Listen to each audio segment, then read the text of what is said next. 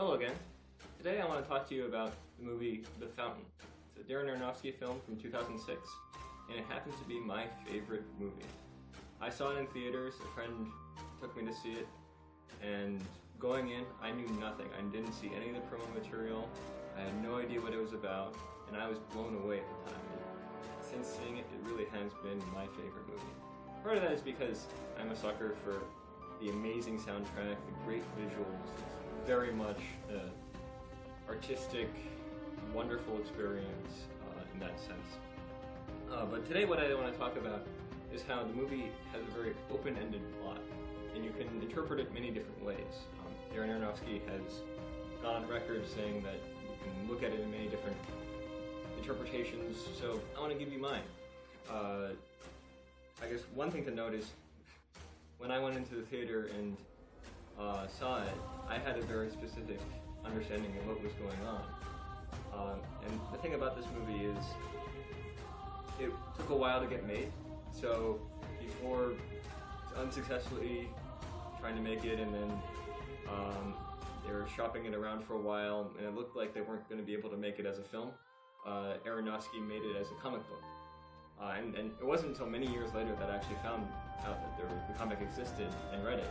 And it turns out what was in the final film, cut to be a very open to interpretation script, was originally much more strict in terms of how it was supposed to be interpreted. So the comic book has a very particular way of looking at it, and I assume that's how Aronofsky intended it. But my way is different, so I want to go through the different interpretations of this movie. So, I guess to note, there are three timelines. The movie stars Hugh Jackman and Rachel Weisz. Hugh Jackman plays three different characters. In the 1500s, he is a Spanish conquistador. Rachel Weisz is Queen Isabella. And he is going to the jungles of New Spain to find the Tree of Life, which gives everlasting youth. And then, in another story arc in the movie, he plays Tommy, and he is a doctor, a sort of research surgeon, and he is married to Rachel Weisz's character, who is Izzy, who is a writer, and writing a book called The Fountain, which the plot of that book is the first arc. And then there's a third timeline, which is supposedly set in the far distant future, and Hugh Jackman plays an unnamed character, Thomas, who is traveling through space with the Tree of Life, going towards the dying star that is talked about in Rachel Weisz's novel in the movie, and hoping to revive the tree. So, one interpretation is that the first story, which takes place in the 1500s, and the second story, which takes place in modern time, and the third story, which takes place 500 years later, all of these three things really did happen. That the reason why Rachel Weisz's character is writing a novel that has the same plot as the Spanish conquistador, and what really happened is because they are reincarnations or something of those people who really did exist and did find the Tree of Life. And there's evidence to go into that, because they talk about the Tree of Life in the Spanish conquistador timeline, but also in the modern timeline, Tommy's character does see that there is this tree that they found in Guatemala that has magical properties, and it could potentially be the same tree, and those are connected in that way.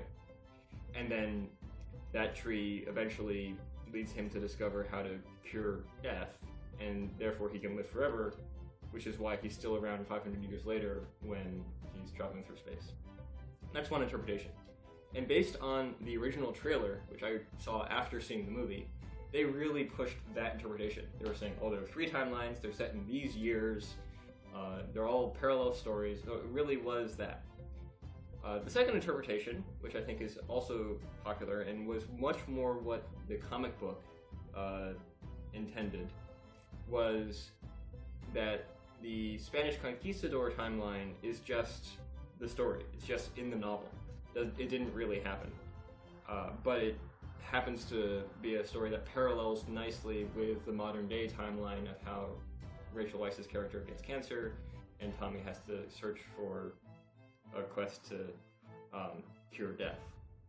So, and then he does that, and then the future timeline did in fact happen because he did cure death, and he's trying to move forward. So in that interpretation, the first timeline, which is in the past, did not happen, but the second two timelines did happen. And then the question of like what tree is he taking to the dying star would be the tree that he planted in Izzy's grave. That tree sprouted into something that was life-sustaining and was able to provide everlasting youth. So these are both interesting interpretations, but neither of them were what I thought the movie was about. My interpretation going to the theater, and one that I still hold, I guess my personal headcanon, is one where only one timeline actually happened. That only the modern timeline is occurring. The Conquistador era is just in her story, in her book, and is a novel.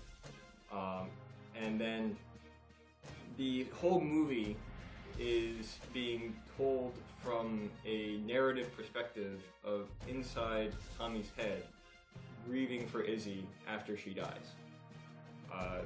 That everything you see in space in the bubble is just a visualization of his mind after she died and him coping with her death. And so when he's trying to grasp and hold on to the idea that this tree can make it, this tree can live, it's just him coping with trying to grasp Izzy, the fact that Izzy died. And so you see in this timeline that he still hasn't finished her story, that it's paralleling nicely his thought. He's revisiting the same thoughts that were happening in the modern timeline. And that's because, let's say it's a week or 2 weeks after she died, and he's just thinking back, what could I do differently? And then eventually he, it's maybe a month or a couple of years later, and he eventually accepts her death, and accepts death as a natural course of how things go, and is there able to move on. And it's only then, in the last scene of the movie, where you cut back to the modern time, and he plants a seed in her grave. And that happened, my interpretation was that happened after he reconciled with himself, and many months or years later. So, in that sense, the future timeline is just a metaphor of him accepting her death, and the travel through space is just the trip he took mentally to accept it. And then when he eventually reaches the dying star and it explodes and he accepts, death is the road to awe, that's him accepting, life goes on. So that's my interpretation. I really like this movie mainly because you can have all these different ways of looking at it, and every time I've shown it to somebody, I've managed to have a very interesting conversation about what their take of it was, and I really enjoyed that aspect of it too. But even if you don't like it for those reasons, just the visuals, the way it's shot, the cinematography, the soundtrack especially, all make for an amazing watching experience. And if you haven't seen it, I recommend it. Though, of course, I did just spoil most of it for you. Though, to be fair, people are sensitive to spoilers, and I appreciated it a lot because I didn't know what it was going in. But the best movies are the ones that you can rewatch and go in knowing what happens, but still look for other interpretations. And this is definitely one of those. So, if you've watched this and you haven't seen it, I'd still recommend that you go look it up, check it out.